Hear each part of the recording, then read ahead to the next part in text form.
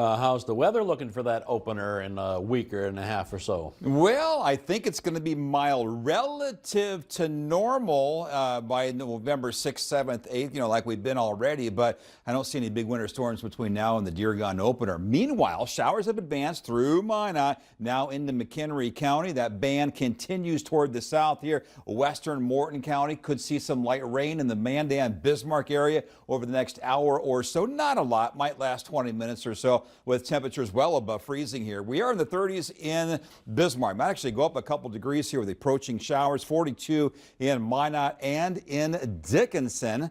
We have 40 in Hettinger with the wind overall 5 to 10, maybe 15 miles per hour. But the wind increases for tomorrow. Of course, can't go more than a couple of days without winds over 30, 35 miles per hour, right? And that's going to ramp up tomorrow by midday. Here's a 2 p.m. snapshot. Again, 35, 40 mile per hour gusts. Northwest winds expected all day, especially midday into the early evening time frame, backing off later tomorrow night. However, we're looking at a pattern that includes the rain chance tonight, but the windy weather tomorrow. But with that system, the Alberta Clipper moving toward the southeast, watch what happens here. It's not a big deal compared to what could be like this time of year. We got 30s in the morning with the wind increasing, and then we've got that disturbance on the backside of this cyclone, this system moving through Winnipeg and Manitoba, generally speaking here. It's this Alberta Clipper is going to pull in that colder air, but bring with it that disturbance.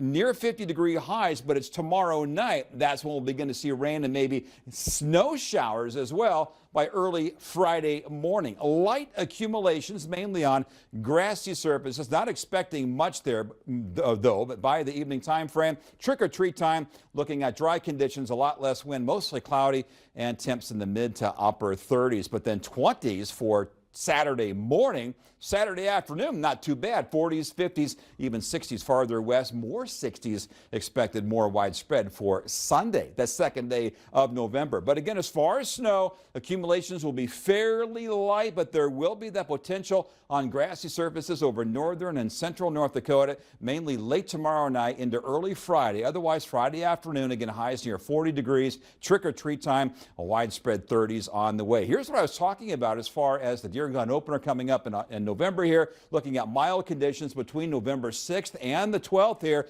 No big sign of any major winter storms on the way for the next 2 weeks.